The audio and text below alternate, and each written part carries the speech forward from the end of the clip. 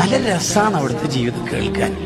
എൻ്റെ പ്രിയപ്പെട്ട മോമിനിയങ്ങളോട് ഞാൻ പറയണം, മൗലിദൊക്കെ നമ്മൾ ചെല്ലണം, ബൈത്തൊക്കെ കുറെ ചെല്ലണം, ശരി തന്നെ. ഭക്ഷണമൊക്കെ വിതരണം ചെയ്യണം, അതൊക്കെ കൂലിയുണ്ട്. പക്ഷെ അതിലൊക്കെ അപ്പുറത്താണ് റസൂലുള്ളാഹിനെ പഠിക്കൽ. അതിനേക്കാൾ കൂലിയൊന്നും വേറെ സംഗതിക്കും കിട്ടണമെന്നില്ല. അത് നമ്മളിൽ ഇല്ലാതെ പോകരുത്. ഈ റബീഉൽ അവ്വൽ കഴിയുമ്പോഴേക്ക് എന്തൊക്കെ പഠിക്കാം നമുക്ക്.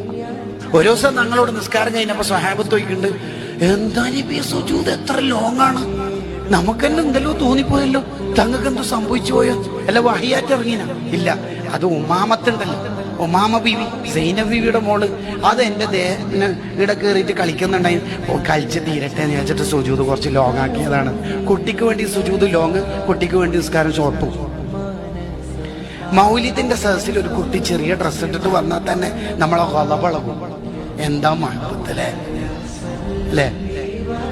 ശരിക്കും പറഞ്ഞാൽ റസൂലുള്ളാഹിനോടുള്ള മഹബത്ത് എന്ന് പറഞ്ഞാൽ റസൂലുള്ളാഹിന്റെ സ്വഭാവം നമ്മളെ ജീവിതത്തിൽ ഉണ്ടാവുക എന്നുള്ളതാണ്.